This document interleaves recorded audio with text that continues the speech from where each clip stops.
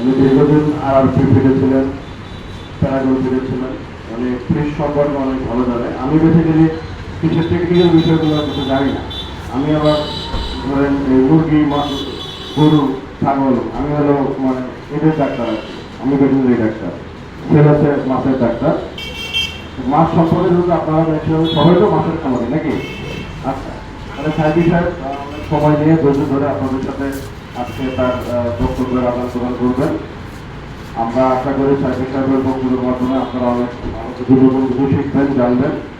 আপনারা আমাদের সাথে থাকবেন আশা করি। আপনারা তো অনেক দিন ধরে আমাদের লালচাল ভাইরা আছেন, দীর্ঘদিন আপনাদের সাথে আমাদের যাত্রাটা কন্টিনিউ হবে, এই আশাবাদ চেষ্টা করে আমি আমার বক্তব্য দেবো।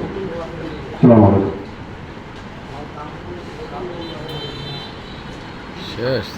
ধন্যবাদ শ্রদ্ধেয় স্যারকে তার মূল্যবান বক্তব্য রাখার জন্য। আসলে আমাদের আজকের এই অনুষ্ঠানটা আমরা আমাদের মতের আদান প্রদানের মাধ্যমে আজকের এই অনুষ্ঠানটা আমরা সম্পন্ন করতে চাচ্ছি। আশা করি আমরা আপনাদের সবাই একটা সুন্দর একটা মনোভাবের বহিঃপ্রকাশ আমরা পাবো এবং আজকের দিনটা আমরা আপনাদের কাছ থেকেও কিছু শিখবো, আমরাও আপনাদের কিছু জিনিস শেখাবো।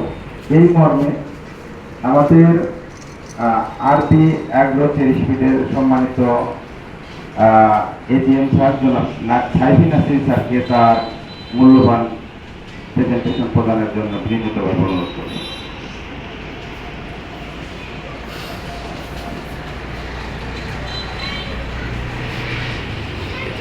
আসসালামু আলাইকুম, সবাই ভালো আছেন তো? আমি আবারও দুঃখিত যে আমরা আসলে আপনাদের 2 ঘন্টার পরে আসছি। সিলেট আসার আগেই আমাদের টাকা পাঠানো হয়ে গেছে কালকে রাত্রে। তো সকালবেলায় আসলে এত সকালে দোকানটা খুলে না, তার জন্য একটু দেরি হয়ে গেল। তো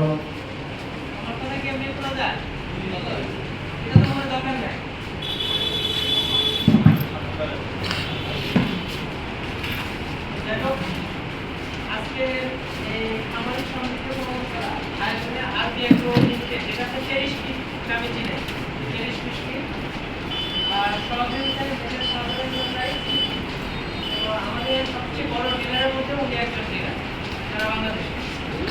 তো আমরা আসলে দুজনেই করতাম, দুজন স্যার আমি দুজনেই হতো। আর বিশ্বকপুর আপনারা আমাদের এই প্রথম কথা জানানো আমাকে ভালো লাগছে ডিলার মধ্যে আমরা একসাথে এটা আসছি। তো আজকে মাছ নিয়ে আসলে কথা বলার কিছু নাই, কারণ এখানে যারা আছে যারা 20-25 বছর ধরে মাছ চাষ করে আপনারা আমাদেরকে ভালো জানেন, দিকটা দেখলে বুঝতে পারেন যে দিকটা ভালো না মন্দ, ঠিক আছে না? বুঝতে পারছেন যে দিকটা একটু বন্ধ নেবেন, দিকটা হাতে নেবেন, খেলে বুঝতে পারবেন যে মাছেরা খাবে কিনা বা মাছ চাষ করার মধ্যে কি কি রেট।